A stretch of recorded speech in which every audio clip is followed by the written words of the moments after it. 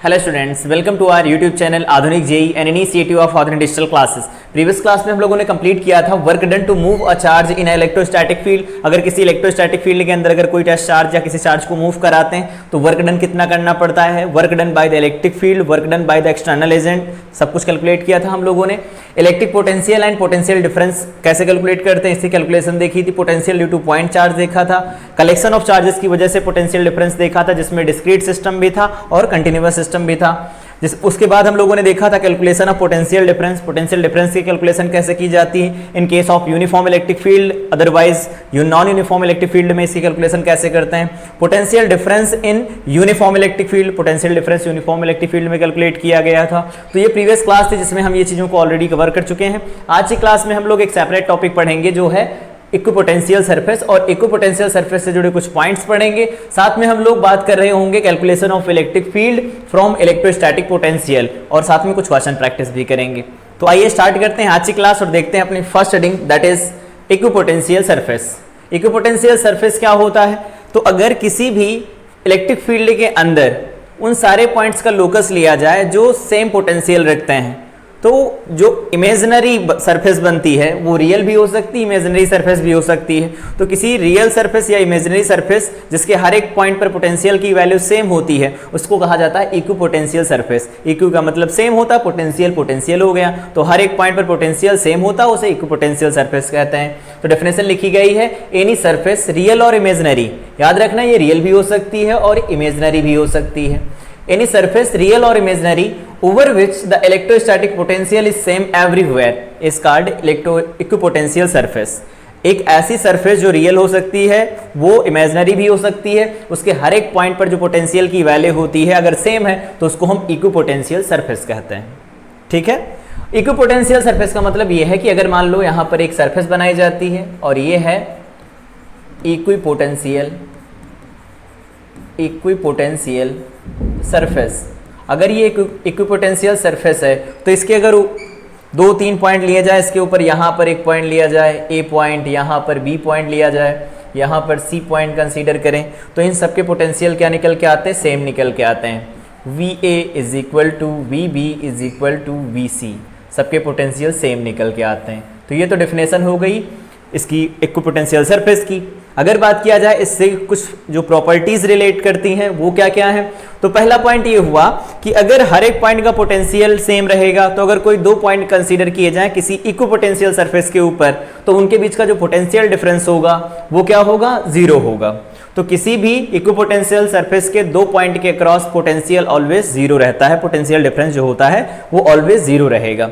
अगर दूसरे पॉइंट के बारे में देखें तो दूसरा पॉइंट है two equipotential surface can never intersect each other. 2 equipotential surface कभी भी एक दूसरे को कट नहीं करेंगी। अगर कट करती हैं तो जहां पर वो कट करती हैं वहां पर क्या होता है? इलेक्ट्रिक फील्ड जो होता है वो 2 अलग अलग डायरेक्शन शो करने लगता है। जैसे हम लोगों ने वहां पर इलेक्ट्रिक फील्ड लाइंस में पढ़ा था कि इलेक्ट्रिक फील्ड लाइंस 2 कभी भी एक दूसरे को इंटरसेक्ट नहीं करती, वैसे 2 इक्विपोटेंशियल सरफेस कभी भी एक दूसरे को इंटरसेक्ट नहीं करती।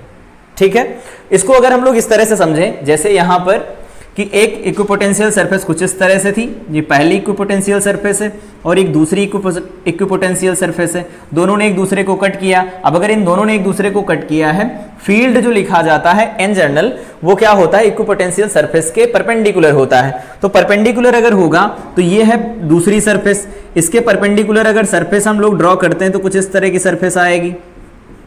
ठीक है, ये सरफेस पास होती हुई आएगी तो इस डायरेक्शन में इसका फील्ड बनेगा। ये है 2 का फील्ड और इस 1 का जो बनेगा वो इस डायरेक्शन में बनेगा परपेंडिकुलर, इसका फील्ड इस डायरेक्शन में निकल के आएगा। और एक ही पॉइंट के ऊपर 2 फील्ड की डायरेक्शन हो नहीं सकती, क्योंकि यहाँ पर जहाँ पर कट करे होंगे जितने भी चार्जेस डिस्ट्रीब्यूट होंगे, जितने भी चार्जेस होंगे चाहे वो डिस्क्रीट ऑर्डर में हो या कंटिन्यूअस ऑर्डर में हो, उन सब की वजह से जो फील्ड बनेगा वो रिजल्टेंट फील्ड होगा, और रिजल्टेंट फील्ड की डायरेक्शन हम लोगों ने देखा था 2 नहीं हो सकती। इसीलिए क्या होता है, कोई भी इक्विपोटेंशियल सरफेस किसी दूसरी इक्विपोटेंशियल सरफेस को नहीं कट करेगी। इससे जुड़ा एक इंपॉर्टेंट पॉइंट जिसको हम लोग डिस्कस करते हैं, an equipotential surface can intersect itself. इस पॉइंट को ध्यान रखेंगे, यहां पर मिसकंसेप्शन नहीं रखना है कि कोई इक्विपोटेंशियल सरफेस दूसरे को नहीं कट कर सकती, लेकिन एक इक्विपोटेंशियल सरफेस खुद को कट कर सकती है। But electric field must be 0 at the point of intersection. लेकिन जहां पर ये कट करेंगी उस पर जो फील्ड की वैल्यू लिखी जाएगी, इलेक्ट्रिक फील्ड की वैल्यू वो 0 रहेगी।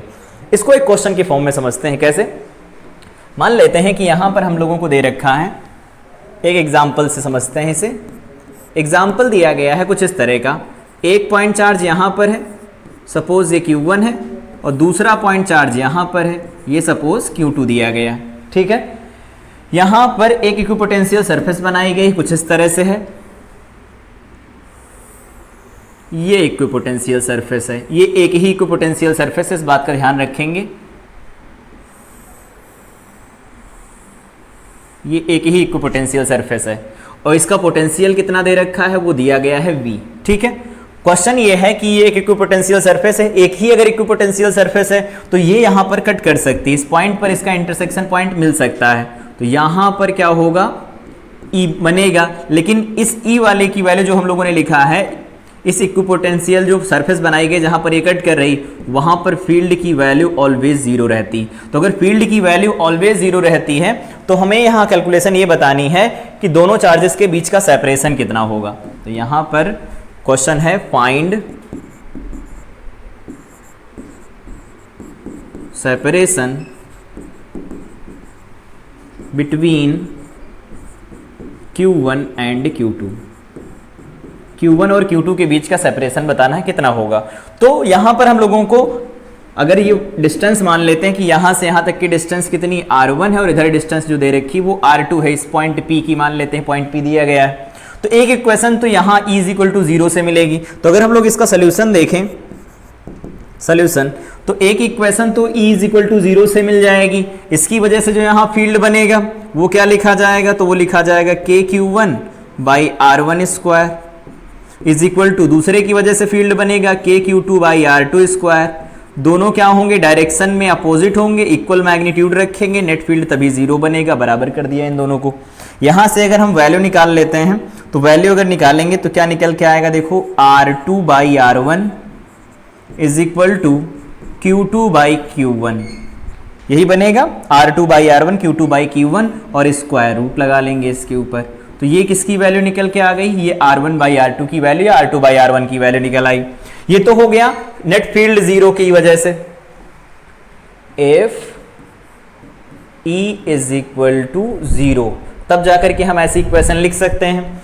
अब इसमें R1 और R2 दो अननोन है, एक इक्वेशन और चाहिए। दूसरी इक्वेशन यहां से ले लेते हैं कि इसका पोटेंशियल हर एक पॉइंट पर V है, तो जहां पर इंटरसेक्शन पॉइंट होगा वहां पर भी पोटेंशियल V लिखा जाएगा। और पॉइंट ऑफ इंटरसेक्शन पर पोटेंशियल V है तो पॉइंट चार्जेस की वजह से पोटेंशियल लिखना तो हम लोगों को आता है। तो अगर V की वैल्यू लिखी जाए तो V = क्या लिखा जा सकता है, KQ1 डिवाइडेड बाई में क्या लिख सकते हैं, R1 प्लस में क्या लिखेंगे, KQ2 डिवाइडेड बाई में क्या लिख सकते हैं, R2 लिख सकते हैं। ये बनेगा।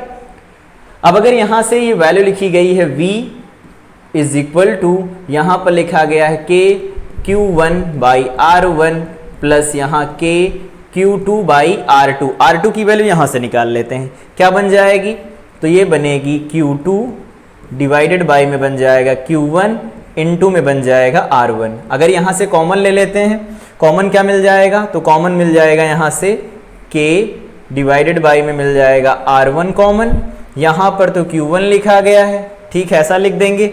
और यहां पर Q2 से Q2 कटेगा तो इसके ऊपर स्क्वायर रूट आ जाएगा, तो यहां पर लिख सकते हैं square root over Q1 into Q2। ये हमारे पास वैल्यू मिलेगी। तो यहां से देखेंगे तो R1 क्या निकल के आएगा, R1 = तो R1 = बनेगा स्मॉल k/v, k क्या है, कूलॉम्स कांस्टेंट है, और यहाँ पर बन जाएगा Q1 प्लस स्क्वायर रूट में बन जाएगा Q1 इंटू में Q2।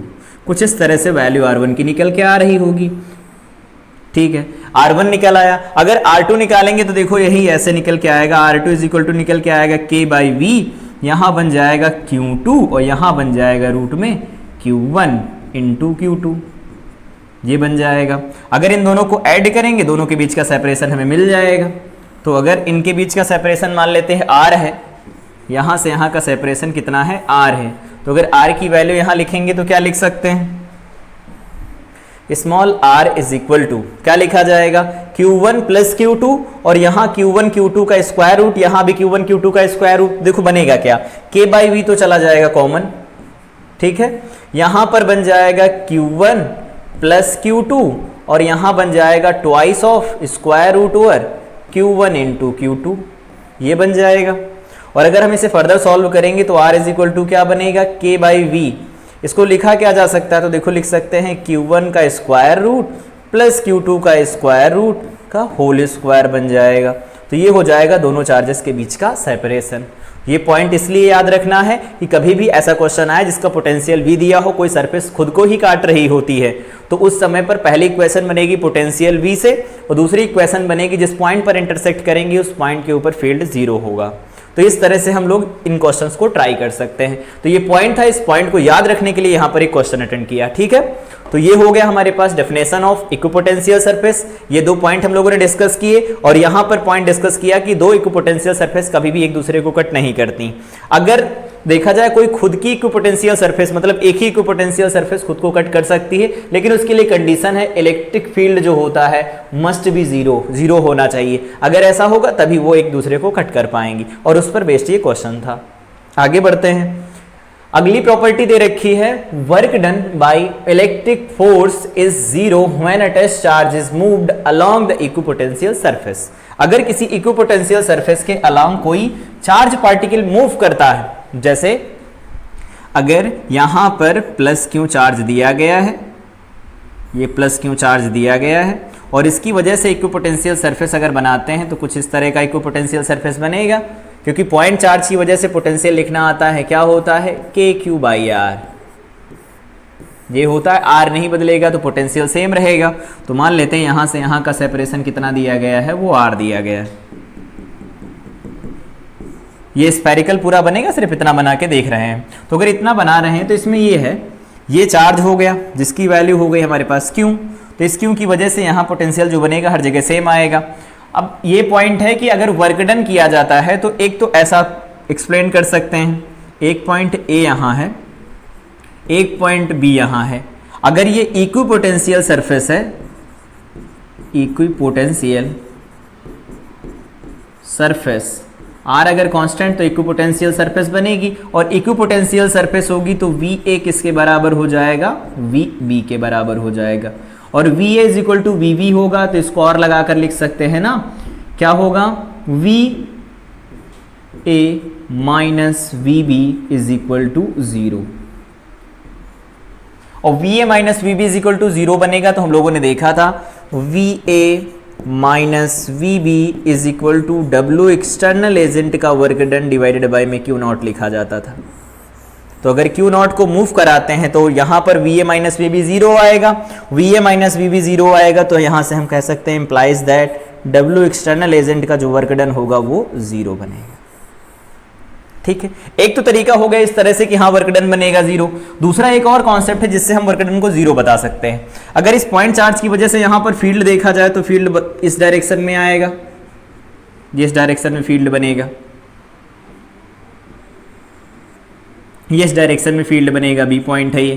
तो अगर फील्ड की डायरेक्शन इधर आएगी तो इस पर जो फोर्स लगेगा F is equal to QE, वो तो इधर ही लगेगा। अगर Q चार्ज यहाँ पर है, इसको अगर डिस्प्लेस किया जाता है, थोड़ा सा भी डिस्प्लेस करेंगे, अगर ये थोड़ा सा डिस्प्लेसमेंट हुआ है जिसको कह देते हैं DS वेक्टर, तो इन दोनों के बीच का एंगल 90 डिग्री रहेगा। मतलब बहुत छोटी वैल्यू अगर ली जाएगी तो इलेक्ट्रिक फील्ड और डिस्प्लेसमेंट के बीच का एंगल जो होगा 90 डिग्री रहेगा। और अगर 90 डिग्री होगा तो W जो लिखा जाएगा वो 0 लिखा जाएगा। क्यों? क्योंकि थीटा की वैल्यू अगर 90 रखेंगे तो कॉस थीटा कितना बन जाएगा, तो कॉस थीटा बन जाएगा 0। और कॉस थीटा अगर 0 बन गया तो वर्क डन जो बनेगा वो 0 निकल के आएगा। तो दो तरह से एक्सप्लेन कर सकते हैं कि एक पॉइंट से दूसरे पॉइंट पर अगर ले जाया जाता है किसी चार्ज को किसी इक्विपोटेंशियल सरफेस के ऊपर तो वहां वर्क डन की वैल्यू 0 होती है। पहला कि उनके बीच में पोटेंशियल का डिफरेंस 0 होता है इसलिए वर्क डन 0 होगा। दूसरा कॉन्सेप्ट है कि इलेक्ट्रिक फील्ड या फिर इलेक्ट्रिक फोर्स जो लगता है वो हमेशा डिस्प्लेसमेंट के परपेंडिकुलर रहता है और डिस्प्लेसमेंट के अगर परपेंडिकुलर रहेगा तो उसका कोई भी वर्क डन नहीं कंसीडर किया जाएगा, वर्क डन 0 होगा। ये अगला पॉइंट हो गया। नेक्स्ट पॉइंट की तरफ चलते हैं। नेक्स्ट पॉइंट है कि डिफरेंट टाइप्स की सरफेसेस दी गई हो, चार्ज डिस्ट्रीब्यूशन दिया गया हो, उनकी वजह से इक्विपोटेंशियल सरफेसेस कैसे बनती हैं। तो पहली हेडिंग है पॉइंट चार्ज की वजह से जो बनता है फील्ड वो किस तरह का बनता है। तो अभी हम लोगों ने देखा कि अगर कोई पॉइंट चार्ज दिया गया है, यहां पर कोई पॉइंट चार्ज है सपोज Q, तो इस पॉइंट चार्ज से r डिस्टेंस पर अगर p पॉइंट है तो इस p पॉइंट पर पोटेंशियल लिखा जाता है दैट इज KQ/R। हम लोग प्रीवियस क्लास में डेराइव कर चुके हैं, इसे नहीं देखा है तो जाकर के वहां से देख सकते हैं। तो इस Q चार्ज की वजह से P पॉइंट पर जो पोटेंशियल बनता है कुछ इस तरह से बनेगा।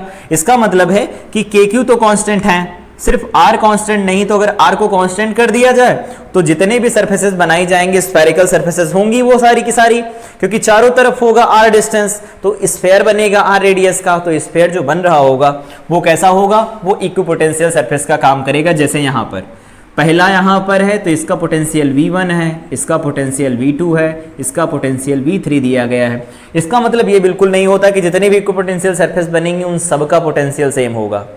कोई एक इक्विपोटेंशियल होगी, उसके अगर 2 पॉइंट कंसीडर किए जाते हैं तो उन दोनों का पोटेंशियल सेम आता है।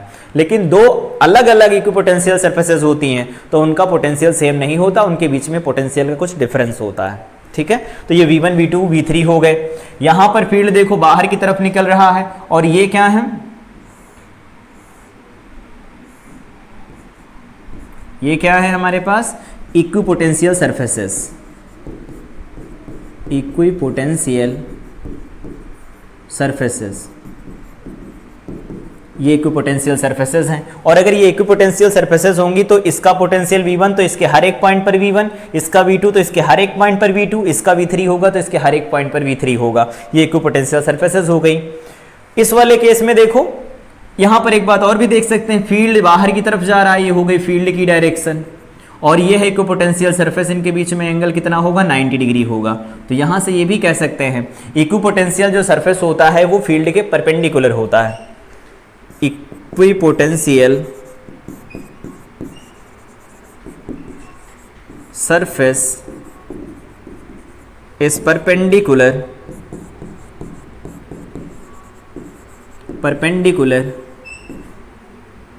टू ई के परपेंडिकुलर है। तो यहां पर इक्विपोटेंशियल सरफेस जो बन रहा है वो क्या है, इलेक्ट्रिक फील्ड के परपेंडिकुलर है, इस तरह से बनेगा। दूसरे केस में यहां पर भी है, नेगेटिव चार्ज है, फील्ड लाइंस अंदर की तरफ जा रही होंगी, यहां पर भी देखो 90 डिग्री का एंगल बनेगा, इसका पोटेंशियल V1, इसका पोटेंशियल V2, इसका पोटेंशियल V3 बनेगा। तो यहां पर V1 अगर यहां से ऑर्डर पूछा जाए तो V1 ज्यादा होगा, V2 कम होगा, V3 उससे कम होगा। यहां पर भी सेम वही होगा, V1 मैग्नीट्यूड वाइज में तो वैसा लिख पाएंगे, लेकिन यहां पर क्या बनेगा, तो यहां पर जो लिखा जाएगा V1 की वैल्यू वो लिखेंगे -KQ/R1, ठीक है, और V2 की वैल्यू लिखी जाएगी तो वो लिखी जाएगी KQ/R2 विद नेगेटिव साइन, और यहां पर V3 लिखा जाएगा तो वो लिखा जाएगा -KQ/R3। ठीक है, तो वैल्यू में तो ये सबसे बड़ा होगा, लेकिन अगर मैग्नीट्यूड वाइज देखा जाए तो ये सबसे छोटा होगा माइनस साइन की वजह से। और देखा भी था कि अगर पॉजिटिव चार्ज होता है तो ये वाली लाइन होती तो उसका पोटेंशियल का ग्राफ ऐसा बनता है, अगर नेगेटिव चार्ज होता है तो कुछ इस तरह से बनता है। एक ही में मत बनाओ, अलग अलग बना लेते हैं। अगर नेगेटिव चार्ज होता है तो कुछ इस तरह से बनता है, ये नेगेटिव चार्ज के लिए होता है और ये पॉजिटिव चार्ज के लिए हुआ था, R होता था और इधर होता था पोटेंशियल V। तो कुछ इस तरह से हम लोग लिख लिया करते थे। तो इक्विपोटेंशियल सरफेस हम लोग डिसाइड कैसे करेंगे, सबसे पहले क्या होगा, जो भी चार्ज डिस्ट्रीब्यूशन दिया होगा उसकी पहले सिमेट्री देखेंगे, उसमें देखेंगे फील्ड लाइंस किधर जा रही हैं, उन फील्ड लाइंस के परपेंडिकुलर हमें एक सरफेस बनानी है, इमेजिनरी सरफेस या रियल सरफेस हो सकती है। तो इमेजिनरी या रियल सरफेस जो बनेगी उसके हर एक पॉइंट का पोटेंशियल सेम आएगा, और हर एक पॉइंट का पोटेंशियल सेम होगा तो वो इक्विपोटेंशियल सरफेस होगी। तो याद रखेंगे कि पॉइंट चार्ज का जो इक्विपोटेंशियल सरफेस बनता है वो कैसा बनता है, तो वो स्फेरिकल बनता है, याद रहना चाहिए। दूसरा है लार्ज सीट, अगर कोई लार्ज सीट होती तो उसका इक्विपोटेंशियल सरफेस कैसे बनेगा, तो इसको हम लोग ऐसे समझते हैं, एक लार्ज सीट बना देते हैं ऐसी,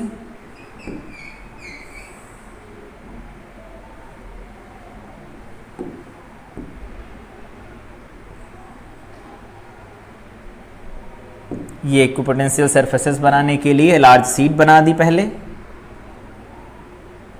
ये लार्ज सीट हो गई। ये यूनिफॉर्मली चार्ज्ड है, यूनिफॉर्मली चार्ज्ड है, प्लस प्लस प्लस,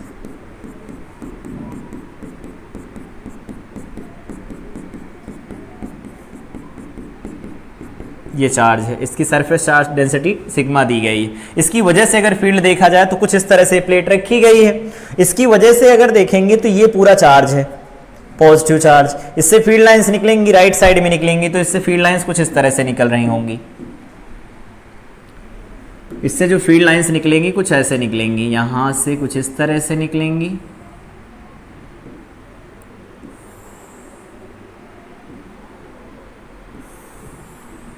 कुछ इस तरह से फील्ड लाइंस निकलेंगी।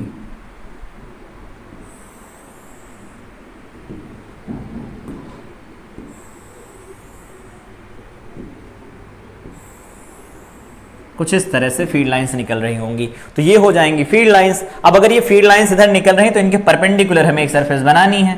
ये क्या हो गई, इलेक्ट्रिक फील्ड की डायरेक्शन। अब इसमें हमें बनाना है अलग अलग केस के लिए कि इसकी वजह से जो बनेगा इक्विपोटेंशियल सरफेस वो कैसा बनेगा। तो ये प्लेन है, प्लेन से थोड़ा डिस्टेंस जाएंगे, एक प्लेन मिलेगा जिस प्लेन में हम देखेंगे कि पोटेंशियल सेम मिलता है, कुछ इस तरह से है।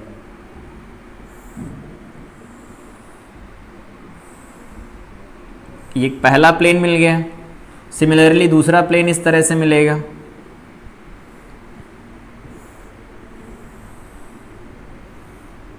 कुछ इस तरह से मिलेगा। ये दूसरा प्लेन हो गया। पहला प्लेन ये है, इसका पोटेंशियल V1 दिया गया है, दूसरा है जिसका पोटेंशियल V2 दिया गया है। अगर इसका पोटेंशियल V1 इसका पोटेंशियल V2 है और इनके बीच का जो सेपरेशन दिया गया है वो कितना है, तो मान लेते हैं इनके बीच का जो सेपरेशन है यहाँ से लगा करके यहाँ तक, इन दोनों के बीच का सेपरेशन, अगर वो सेपरेशन D है, सपोज ये सेपरेशन D दिया गया है और यहाँ इलेक्ट्रिक फील्ड यूनिफॉर्म है वो E है, तो यहाँ पर देखा था कि इलेक्ट्रिक फील्ड की डायरेक्शन में डिस्प्लेसमेंट D दिया गया है, तो क्या लिख सकते हैं यहाँ से, दोनों के बीच का जो पोटेंशियल का डिफरेंस होगा वो क्या बनेगा, V1 माइनस V2 बनेगा, और इसको लिखा जा सकता है E इंटू में क्या लिख पाएंगे, तो E इंटू में लिख पाएंगे हम लोग V, और यहाँ तो देखा था V इज इक्वल टू क्या होता है, E डिवाइडेड बाई में D होता है, तो V इज इक्वल टू क्या लिखा जाएगा, E डिवाइडेड बाई में यहाँ लिख देंगे हम लोग D। इस तरह से वैल्यू निकल के आ रही होगी। ठीक है, तो ये हम लोगों ने फार्मूला देखा था प्रीवियस क्लास में, जब देखा था कि यूनिफॉर्म इलेक्ट्रिक फील्ड के अंदर अगर 2 पॉइंट लिए जाते हैं तो उनके बीच का जो पोटेंशियल का डिफरेंस होता है वो E डिवाइडेड बाई में D होता है। D होता है डिस्प्लेसमेंट अलॉन्ग इलेक्ट्रिक फील्ड। तो इस तरह से हम निकाल सकते हैं इसकी वैल्यू। यहाँ पर ध्यान ये देना है कि जब भी इससे फील्ड लाइंस बाहर की तरफ निकलेंगी, उन फील्ड लाइंस के परपेंडिकुलर हमें एक सरफेस बनानी है जिसके हर एक पॉइंट पर पोटेंशियल सेम रहना चाहिए। इसके हर एक पॉइंट पर पोटेंशियल सेम, इसके हर एक पॉइंट पर पोटेंशियल सेम, लेकिन इन दोनों के बीच में पोटेंशियल का डिफरेंस है। यहाँ पर V1 माइनस V2 में अगर देखा जाए तो V1 is greater than V2। Reason क्या होता है, तो देखा था कि इन द डायरेक्शन ऑफ, लिख लेते हैं, in the direction of electric field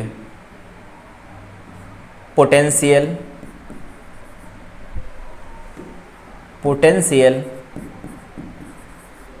always decreases।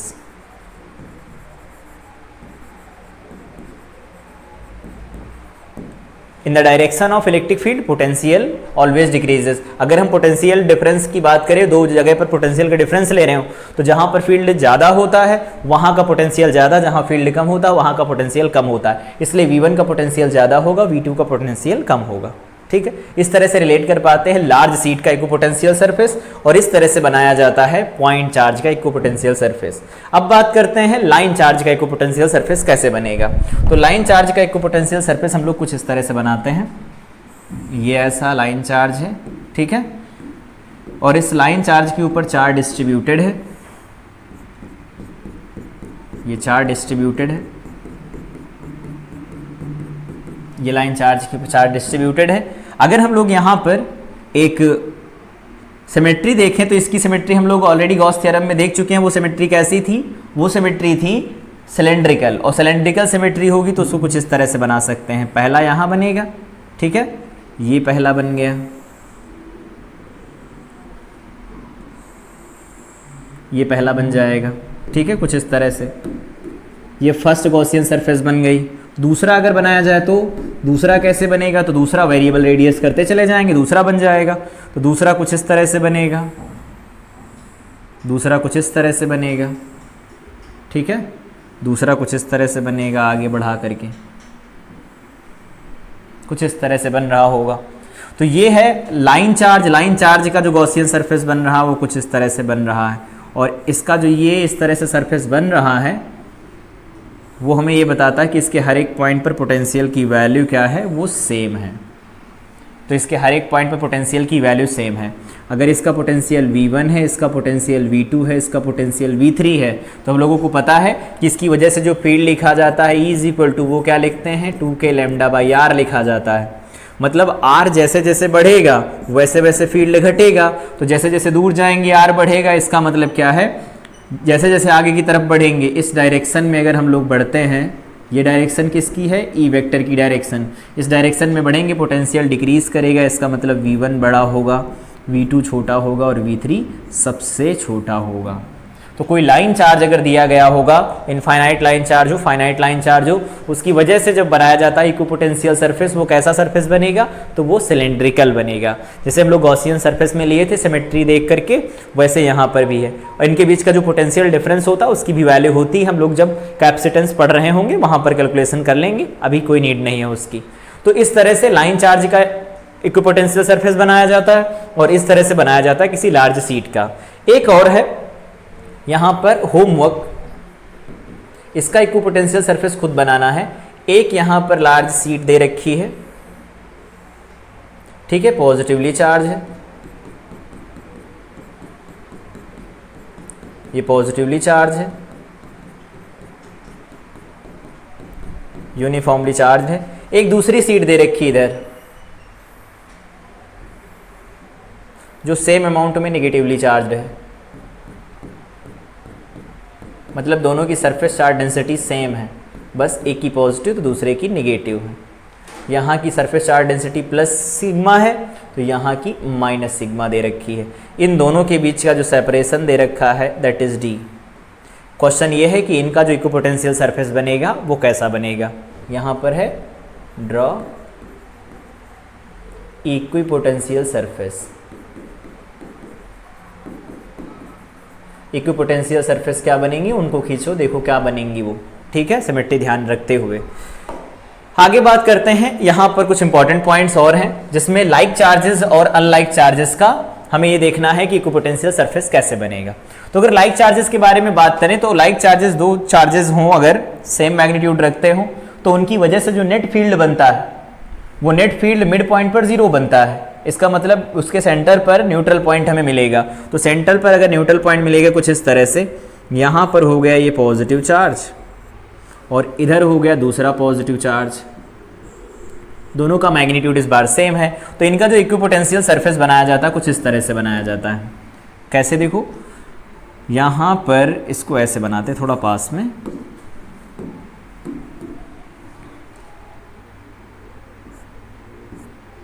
कुछ इस तरह से, ये पहला चार्ज, ये दूसरा चार्ज बनाया गया। इनका इक्विपोटेंशियल सरफेस कुछ ऐसा बनेगा। अब सेंटर वाला जो पॉइंट होगा यहाँ कहीं पर जो पॉइंट होगा वहाँ तो फील्ड 0 बनेगी और वहाँ फील्ड 0 बनेगा, इसका मतलब वहाँ न्यूट्रल पॉइंट मिलेगा। तो कुछ इस तरह से बनाते हैं इसे। पहला सर्किल बन गया, पहला सर्किल बन गया, इसका भी पहला सर्किल बना देते हैं, पहला सर्किल बन गया, ठीक है। दूसरा जो बनेगा वो कैसा बनेगा, तो दूसरा क्या होगा, मान लेते हैं दूसरा वाला ये सर्किल है जिसके अंदर ये न्यूट्रल पॉइंट आ रहा है। अब दूसरा वाला न्यूट्रल पॉइंट आ रहा तो हम लोगों को पता है यहाँ पर ये जो सरफेस हैं वो एक दूसरे को कट कर सकते हैं क्योंकि एक ही के तो सरफेस हैं ये। फिर अगर बनाए अगला तो अगला कुछ इस तरह से बनेगा। अगला इक्विपोटेंशियल सरफेस कुछ इस तरह से बन रहा होगा। अब यहाँ पर 0 नहीं होगा क्योंकि उस पॉइंट पर 0 हो चुका है ऑलरेडी। ये आगे की तरफ बढ़ता जाएगा, कुछ इस तरह से बनता जाएगा, ठीक है, इस तरह से आगे बढ़ेगा। कुछ ये बनेगा इक्विपोटेंशियल सरफेस। यहाँ फील्ड लाइंस कैसे चलेंगी, तो फील्ड लाइंस को अगर देखें हम लोग तो पॉजिटिव एक दूसरे को रिपेल करते थे तो फील्ड लाइंस कुछ इस तरह से बनती थी, कुछ इस तरह से फील्ड लाइंस बनना करती थी, याद होगा। और फील्ड लाइंस सरफेस के परपेंडिकुलर होती हैं, ये बात हम लोग जानते हैं, अभी देखा भी है। ये कुछ इस तरह से फील्ड लाइंस चल रही होंगी, कुछ इस तरह से फील्ड लाइंस बनेंगी। सिमिलरली इसकी फील्ड लाइंस भी ऐसे बनेंगी। बीच वाले पॉइंट पर कोई फील्ड लाइंस नहीं होगी क्योंकि वहाँ पर फील्ड 0 है और जहाँ फील्ड 0 होता वहाँ पर फील्ड लाइंस नहीं होती। कुछ इस तरह से बन रहा होगा। तो ये किसका इक्विपोटेंशियल सरफेस हो गया, लाइक चार्जेस का इक्विपोटेंशियल सरफेस हो गया। फील्ड लाइंस कैसे निकलती हैं इसकी बात हम लोग इलेक्ट्रिक फील्ड लाइंस की क्लास में कर चुके हैं। अगर बात किया जाए लाइक चार्जेस की जगह पर अनलाइक चार्जेस हो तो क्या होगा, तो अनलाइक चार्जेस के लिए क्या है, दोनों का मैग्नीट्यूड सेम हो। जैसे यहाँ पर इसका मैग्नीट्यूड अगर Q था तो इसका मैग्नीट्यूड Q था। अब की बार दो अलग अलग चार्जेस लेते हैं, एक प्लस है तो दूसरा माइनस है, दूसरा ये माइनस बन गया। अब प्लस और माइनस होते तो इनके बीच में कोई ऐसा पॉइंट नहीं होता जहाँ पर फील्ड की वैल्यू 0 हो। बिल्कुल पता है हम लोगों को। इसका मतलब बीच में जो इक्विपोटेंशियल सरफेस कोई बनेगी वो एक दूसरे को कट नहीं करेंगी। तो इनको ऐसे बनाते हैं। पहला इनका जो बनेगा इस स्फीयर कुछ इस तरह का बनेगा, पहला स्फीयर इसका भी इस तरह का बनेगा, ठीक है। दूसरा स्फीयर कुछ इस तरह का बनता है, देखो यहाँ तो पास में रहता है, इधर दूर हो जाता है, ठीक है। इसको मैथ से समझते हैं अभी। ये ऐसा है, कुछ ऐसा होता है। दूसरा जो अगला बनेगा कुछ इस तरह का बनेगा, कुछ इस तरह का बनेगा, कुछ इस तरह का बनेगा, ये ऐसा बनेगा। इस तरह से इसका बनता चला जाएगा। यहां पर ये देख रहे हैं कि यहां पर इक्विपोटेंशियल सरफेस पास पास, यहां से इक्विपोटेंशियल सरफेसेस दूर दूर है। तो ये देखा था कि प्लस और माइनस जो चार्जेस होते हैं इनके बीच में कहीं पर भी न्यूट्रल पॉइंट नहीं मिलता। कहीं न्यूट्रल पॉइंट नहीं मिलेगा तो ये कभी एक दूसरे को काटेंगे नहीं, ठीक है। यहाँ पर मिल रहा था तो काटे और वहाँ पर फील्ड 0 बना। तो इस पॉइंट के ऊपर जो फील्ड बन रहा था दैट इज़ 0। तो इस पॉइंट को न्यूट्रल पॉइंट हम लोगों ने नाम दिया। यहाँ इनके बीच में कोई न्यूट्रल पॉइंट नहीं मिलेगा। इनकी फील्ड लाइन्स अगर बनाए जाएँ तो क्या होगा, पॉजिटिव से फील्ड लाइन्स निकलती हैं, नेगेटिव में चली जाती हैं। तो कुछ इस तरह से जाएंगी फील्ड लाइन्स, ठीक है। कुछ इस तरह से फील्ड लाइन्स निकलेंगी, इस तरह से चली जाएंगी इसके अंदर।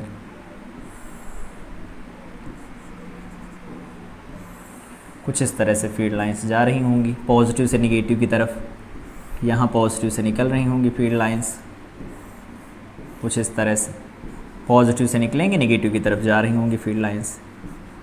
अब दोनों का मैग्नीट्यूड सेम है तो यहाँ से जितनी निकलेंगी उतनी यहाँ पर जा कर के एंटर भी करेंगी। तो यहाँ पर एंटर कर रही होंगी,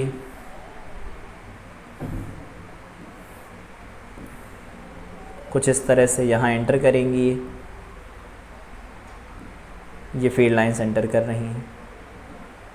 तो ये हो गया लाइक चार्जेस और अनलाइक चार्जेस के इक्विपोटेंशियल सरफेसेस। ये क्या है, इक्विपोटेंशियल सरफेसेस हैं।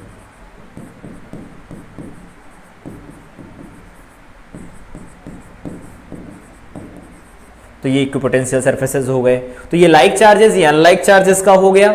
ये लाइन चार्ज का इक्विपोटेंशियल सरफेस हो गया। और यहाँ पर प्लेन सीट का पढ़ा, लार्ज सीट का, और साथ में यहाँ पर आगे एक होमवर्क भी है। और यहाँ पर पॉइंट चार्ज का पढ़ चुके हैं हम लोग, और ये कुछ पॉइंट डिस्कस कर रहे हैं हम लोग। अब आगे बढ़ते हैं और यहाँ से क्वेश्चन स्टार्ट हो रहे हैं। इन क्वेश्चन को समझते हैं। ये क्वेश्चन इक्विपोटेंशियल सरफेस के ऊपर बेस्ड हैं।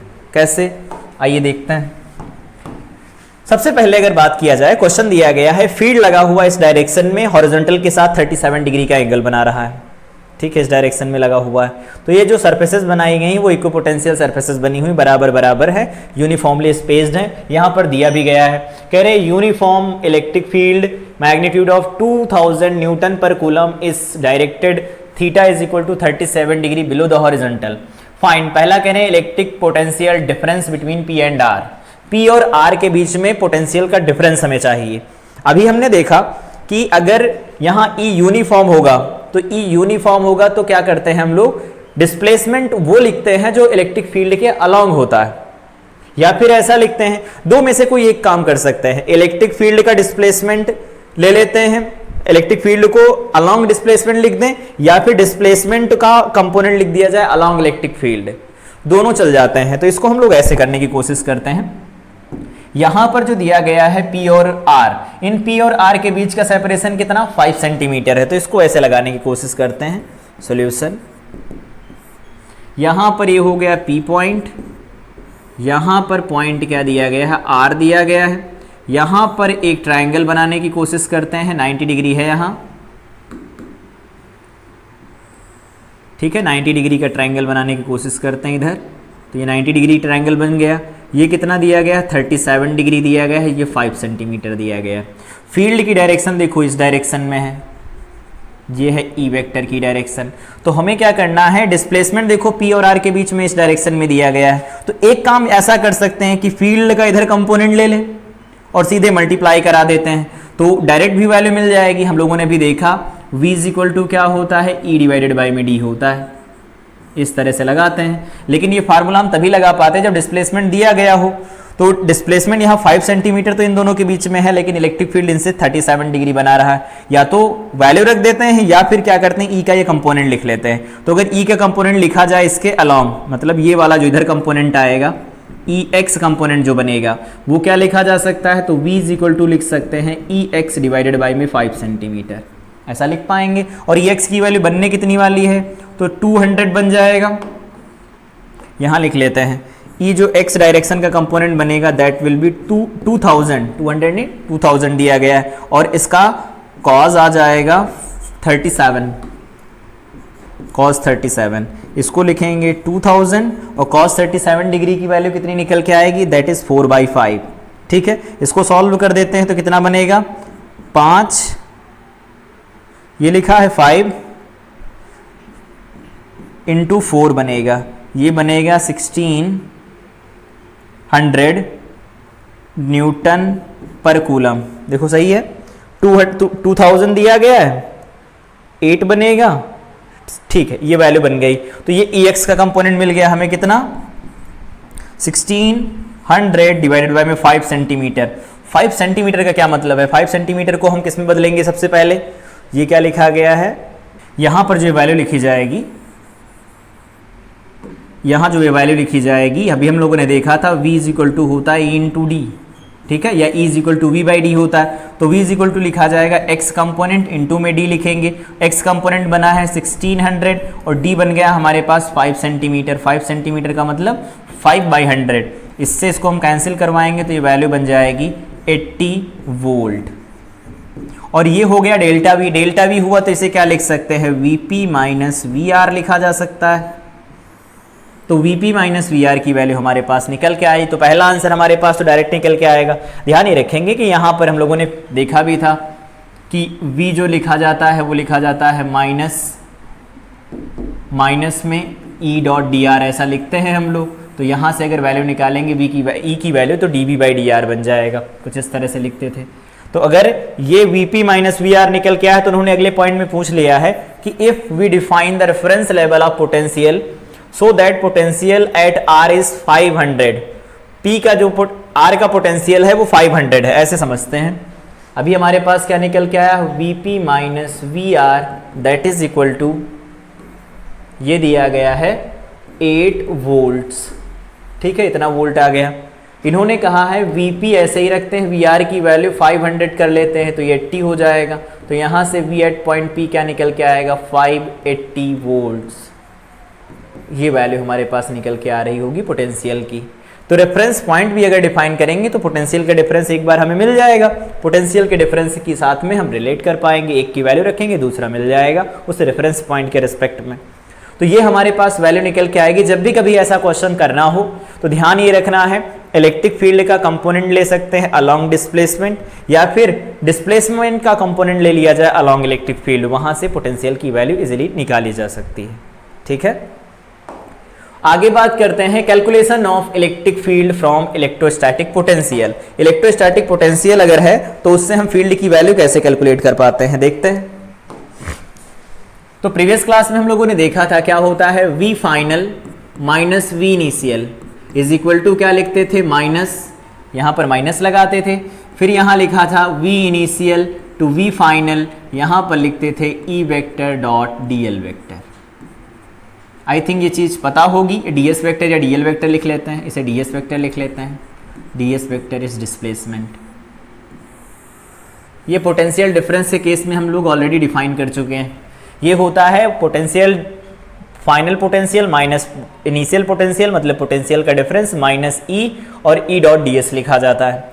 इसको अगर हम लोग ऐसे लिखते हैं, माइनस साइन हमें क्या बताता है, potential decreases in the direction of electric field. अब अगर इसको हम लोग ऐसे लिखते हैं dV, छोटा सा पोटेंशियल dV लिखें, dV इज इक्वल टू लिखा जा सकता है तो माइनस इसे लगाकर लिख सकते हैं E vector dot ds vector. कुछ इस तरह से लिख पाएंगे। फर्दर अगर हम लोग इसे लिखें माइनस, इसे क्या लिख सकते हैं, तो इसे लिख सकते हैं ई कॉस थीटा, और इधर लिख सकते हैं ds, ये ds लिख लेते हैं, और यहां लिख देते हैं dv। ये ई ds क्या है, तो अगर ई कॉस थीटा के बारे में बात करें कि ई कॉस थीटा क्या है, तो ये है ई एस के अलॉन्ग, इसको कहेंगे क्या, तो पढ़ा जाएगा component of electric field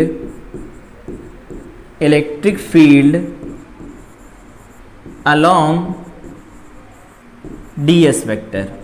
ds vector के अलोंग ये इलेक्ट्रिक फील्ड होगा, तो अगर ds वेक्टर के अलोंग इलेक्ट्रिक फील्ड होगा तो यहां से हम लोग लिख सकते हैं ना dv is equal to minus E S D S. E S क्या है, इलेक्ट्रिक फील्ड का वो कंपोनेंट जो ds के अलोंग है, इंप्लाइज दैट यहां से वैल्यू क्या लिखी जा सकती है, E S is equal to लिख सकते हैं minus D we by D S. इस तरह से ये वैल्यू लिखी जा सकती है, ये ऐसा बन जाएगा। तो अगर ये ऐसा बन गया और इलेक्ट्रिक फील्ड को हम डिफाइन करते हैं 3 डायमेंशनल स्पेस के अंदर कुछ इस तरह से, ई वेक्टर हमारे पास दे रखा है कुछ इस तरह से, ई एक्स आई कैप, ई वाई जे कैप, ई जेड के कैप, इस तरह से डिफाइन किया इलेक्ट्रिक फील्ड को, वोल्ट पर मीटर या फिर न्यूटन पर कूलम, ठीक है, स्टैंडर्ड यूनिट में है। ds वेक्टर को भी डिफाइन करते हैं 3 डायमेंशनल स्पेस के अंदर, वो क्या दिया गया है, वो दिया गया है dx क्या बन जाएगा i कैप, ठीक है, और प्लस में बनेगा dy j कैप और प्लस dz k कैप। ये 3 डायमेंशनल स्पेस के अंदर हम लोगों ने डिफाइन कर लिया, ये मीटर में है। तो अगर 3 डायमेंशनल स्पेस में हम लोगों ने इसे डिफाइन किया है, अगर ये फार्मूला हम लोग लगाते हैं तो यहां से डायरेक्ट लिख नहीं सकते हैं, क्या लिखा जाएगा, ई डॉट डी एस करें अगर, तो ई डॉट डी एस करेंगे तो ई डॉट डी एस यहां से देख सकते हैं, ई डॉट डी एस पे माइनस साइन भी तो रहता है, तो माइनस साइन अगर रहेगा तो इसको हम लोग ऐसे लिख पाएंगे, minus D V is equal to E dot D S लिखा जाता है, कुछ इस तरह से लिखते हैं हम लोग। तो minus D V is equal to E dot D S लिखेंगे, माइनस साइन को लेफ्ट साइड ले लिया है। अब अगर इसको डॉट प्रोडक्ट में लेकर के जाएं तो यहां से डॉट जब कराया जाएगा तो क्या बन जाएगा, ई एक्स आई कैप बनेगा, ठीक है, और नहीं ऐसा लिखेंगे, ई एक्स बनेगा और यहां बनेगा D x, I dot I 1 हो जाएगा, ई वाई बनेगा और यहां बन जाएगा डी वाई, और साथ में बन जाएगा ई जेड इंटू में बनेगा D Z, that will be minus of D V. और अगर यहां से dv निकालेंगे तो क्या निकल के आएगा, that will be minus of E x D x minus, ये ऐसा बन गया, पहला कंपोनेंट है, प्लस लगा के लिखते हैं minus E Y D Y, और प्लस लगाएंगे माइनस लगा के लिखते हैं ई जेड डी जेड, इस तरह से लिख सकते हैं। अगर हम इनको कंपेयर करें, इधर पोटेंशियल वी एक्स का जो पोटेंशियल होगा उससे कंपेयर करें तो इसको ऐसे लिखा जा सकता है, E x component that will be minus D we by d x बनेगा, तो इसे ऐसे लिख देते हैं del we by del x, del we by del x, और यहाँ ई जो y कंपोनेंट बनेगा वो होगा minus del we by del y, और अगर ई z कंपोनेंट देखेंगे तो वो क्या निकल के आएगा, तो minus of del we by del Z निकल के आएगा ये। तो ये हो गया हमारे पास पोटेंशियल। पोटेंशियल अगर दिया गया होगा तो उससे अगर इलेक्ट्रिक फील्ड निकालना होगा तो कुछ इस तरह से हम निकालेंगे, x component, y component, z component अलग अलग अगर हमें निकालने हो फील्ड के तो क्या करना होगा, जो भी पोटेंशियल का एक्सप्रेशन दिया गया होगा उसको पहले x के रेस्पेक्ट में डिफरेंशिएट करेंगे, माइनस साइन पुट करेंगे तो वो वैल्यू मिल जाएगी x component of electric field, फिर क्या करेंगे y के रेस्पेक्ट में डिफरेंशिएट करेंगे, माइनस साइन पुट करेंगे तो वो मिल जाएगा y component of electric field, फिर डिफरेंशिएट करेंगे z के रेस्पेक्ट में तो वहां से माइनस साइन पुट करेंगे तो मिल जाएगा z component of electric field, और x y z के अगर कंपोनेंट मिल जाएंगे तो एक बार फिर हम उन्हें वेक्टर फॉर्म में ऐड करके लिख सकते हैं। तो ये होता है calculation of electric field from electrostatic potential. अगर पोटेंशियल दिया होता है तो फील्ड की कैलकुलेशन कैसे की जाती है, उम्मीद है ये चीज समझ में आ रही होगी। यहां पर हम लोगों ने उसी फार्मूले, ये जो फार्मूला दिया गया है इसी फार्मूले को मॉडिफाई करके यूज कर लिया, क्योंकि माइनस साइन राइट साइड में था, माइनस लेफ्ट में लेकर के डॉट करवा लिया, माइनस को फिर से अंदर भेज दिया, तो कुछ इस तरह का एक्सप्रेशन हमारे पास बनेगा। इस पर क्वेश्चन है, करके देखते हैं समझ आता है या नहीं। क्वेश्चन दिया गया है पहला, v इज इक्वल टू दिया गया है 2x plus 3y minus Z, ठीक है, पोटेंशियल डिफाइन किया गया। Obtain expression for electric field strength, तो इलेक्ट्रिक फील्ड स्ट्रेंथ का एक्सप्रेशन हमें फाइंड आउट करना है। तो इसके लिए सबसे पहले क्या करेंगे, अभी हम लोगों ने देखा जो एक्स कंपोनेंट लिखा जाता है दैट इज डेल, या फिर डायरेक्ट लिख देते हैं, डिफरेंशिएट करना है, dv बाई डी एक्स हो जाएगा, ठीक है। और y कंपोनेंट जो बनेगा वो लिखा जाएगा minus dv by D Y. और अगर यहाँ से देखेंगे ये y हो गया, z कंपोनेंट लिखेंगे तो minus dv by D Z बन जाएगा। ये हमारे पास x y z और इन सब के कंपोनेंट आएंगे। तो पहले क्या करते हैं, ई एक्स निकालने की कोशिश करते हैं। तो माइनस यहाँ पर बनेगा d by d x, potential कितना दिया गया है 2x plus 3y minus Z, ये दिया गया है। अगर हम इसको x के रेस्पेक्ट में डिफरेंशिएट कर रहे होंगे तो ये x का डिफरेंशिएशन 1 हो जाएगा और ये 2 बनेगा, -2 बनेगा, अदरवाइज बाकी सारी चीज़ें 0 हो जाएंगी, तो ये -2 निकल के आएगा। इसी तरह से अगर y कंपोनेंट लिखेंगे तो minus dv by D Y लिखा जाएगा, और यही फिर से लिखेंगे 2 3 minus Z is equal to, तो ये देखो 0, ये 0 बन जाएगा, 3 और इंटू y का 1 बनेगा, -3 में बन जाएगा। सिमिलरली अगर ई जेड कंपोनेंट लिखेंगे that will be D of D Z of 2x plus 3y minus Z is equal to क्या बन जाएगा, तो यहां से बन जाएगा देखो 1, क्योंकि z का बनेगा 1 और माइनस माइनस हो जाएगा प्लस, तो ये 1 निकल के आएगा। इसका मतलब ex, ey और ez हमारे पास निकल के आ गए हैं। अब क्या करना है, फाइनल एक्सप्रेशन लिखना है फील्ड का, तो लिख सकते हैं ऐसा ना, ex is equal to ex I cap plus ey J cap plus ez K cap, ऐसे ही तो लिखा गया था अभी देखो, इस तरह से एक्सप्रेशन देते हैं। तो अगर यहाँ ex ey इन सब की वैल्यू रख दी जाए तो सबसे पहले बनेगा -2y cap minus 3j cap, और ये वैल्यू बन जाएगी k कैप, क्योंकि 1 है तो k कैप बन जाएगा। ये बन जाएगा उस रीजन के अंदर इलेक्ट्रिक फील्ड की वैल्यू वेक्टर फॉर्म में। मैग्नीट्यूड निकालना चाहें तो मैग्नीट्यूड भी निकाल सकते हैं। ई वेक्टर का जो मैग्नीट्यूड होगा वो हो जाएगा 4 + 9 + 1, ये बन जाएगा √14 न्यूटन पर कूलम और वोल्ट पर मीटर, ऐसे लिख सकते हैं। इसके आगे अगर हम लोग बात करें फाइंड द, आगे क्वेश्चन इसी तरह का फिर दिया गया है, वो बेस्ड है किसके ऊपर, कि पहले हमें पोटेंशियल दिए गए, फील्ड निकालना है इस बार। तो कॉन्सेप्ट हम लोग वही यूज करेंगे, find the magnitude and direction of electric field. तो इलेक्ट्रिक फील्ड को अगर हम लोग एज अ वेक्टर क्वांटिटी लिख दे तो ठीक रहेगा। यहां पर दे रखा है 10 volt, 20 volt, 30 volt, 60 volt, 40 volt दिया गया है। ये इस डायरेक्शन में इक्विपोटेंशियल सरफेसेस बनाई गई हैं। अगर हमें फील्ड की वैल्यू चाहिए तो हम लोगों ने देखा था फील्ड जो होता है ऑलवेज परपेंडिकुलर किसके होता है, इक्विपोटेंशियल सरफेस के। तो अगर यहाँ एक इक्विपोटेंशियल सरफेस ड्रॉ करते हैं, ये तो इक्विपोटेंशियल सरफेस है, फील्ड की डायरेक्शन कुछ ऐसे होगी, तीनों के साथ में क्या होगी, परपेंडिकुलर रहने वाली है। तीनों के साथ मतलब जितनी भी लाइनें ये ड्रॉ की गई इक्विपोटेंशियल सरफेसेस की, उन सब के परपेंडिकुलर रहेगा फील्ड। तो ये तो हो जाएगी फील्ड की डायरेक्शन। लेकिन फील्ड की कैलकुलेशन करने से पहले हमें ये देखना पड़ेगा कि फील्ड की कैलकुलेशन में जो डिस्प्लेसमेंट लिखा जाता है, अलॉन्ग इलेक्ट्रिक फील्ड लिखा जाता है, इन सब के बीच में पोटेंशियल का डिफरेंस देखो कितना आ रहा है, 10 वोल्ट का आएगा।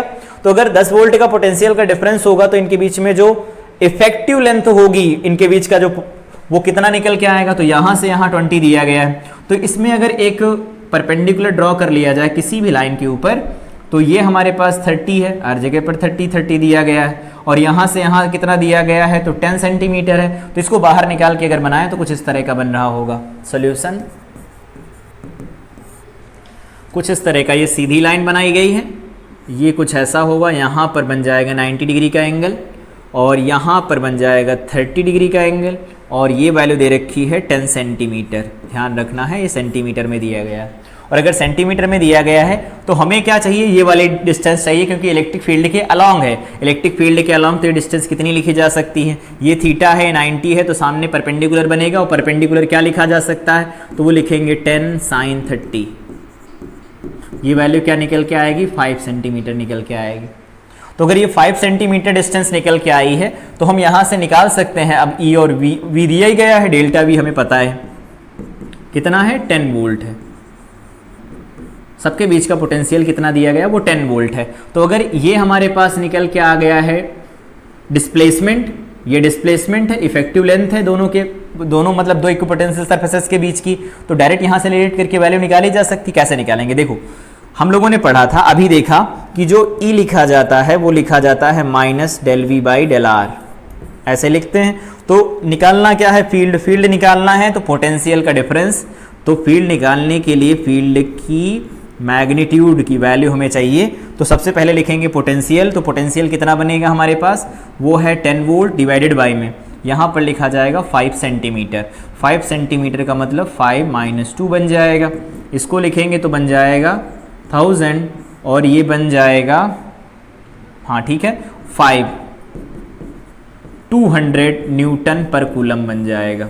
ये तो फील्ड निकल आया, लेकिन उन्होंने पूछा है डायरेक्शन भी बताओ कितनी होगी। तो डायरेक्शन ऐसे देखते हैं, इनके परपेंडिकुलर डायरेक्शन कोई भी मतलब सरफेस ड्रॉ की जाएगी, कोई लाइन ड्रॉ करो वो इलेक्ट्रिक फील्ड की डायरेक्शन में होगी। तो ये वाला जो एंगल बनेगा वो कितना बनेगा, अगर ये एंगल 30 बना हुआ है तो यहाँ पर ये एंगल 30 बनेगा, ये 90 डिग्री बनेंगे, सब जगह पर 90 डिग्री के एंगल बनेंगे। तो ये 90, ये 30, तो यहाँ जो अंदर बन रहा होगा एंगल वो कितना होगा, 60 डिग्री होगा। तो ये बताना है एक्स एक्सिस के साथ कितना एंगल बनाएगा, तो ये 120 का एंगल बनेगा। अगर ऐसे नहीं लिखना चाहते तो ऐसे कह सकते हैं, यहाँ पर एक वेक्टर इस डायरेक्शन में है, उसका एक इधर कंपोनेंट आएगा, एक इधर कंपोनेंट आएगा। ये दिया गया है 200 न्यूटन पर कूलम, यहाँ पर जो वैल्यू लिखी गई है ये वैल्यू कितनी है, 60 डिग्री है। तो अगर ये 60 डिग्री वैल्यू है तो इसका कंपोनेंट आएगा 200, यहाँ पर बन जाएगा sin 60 और इधर जो वैल्यू बनेगी 200 यहाँ बन जाएगा cos 60। cos 60 से तो ये आ जाएगा 100 और यहाँ से जो निकल के आया तो ये ex निकल के आ गया और यहाँ पर जो निकल के आएगा ey वो कितना निकल के आएगा 100√3, ये वैल्यू मिल जाएगी। तो अगर वेक्टर फॉर्म में लिखना हो ई को तो ई को एज अ वेक्टर हम लिख सकते हैं, E vector is equal to X direction में, तो एक्स डायरेक्शन में लिखेंगे तो -100 लिखना पड़ेगा आई कैप, क्योंकि एक्स की अपोजिट डायरेक्शन में है, प्लस ये बन जाएगा 100√3 जे कैप।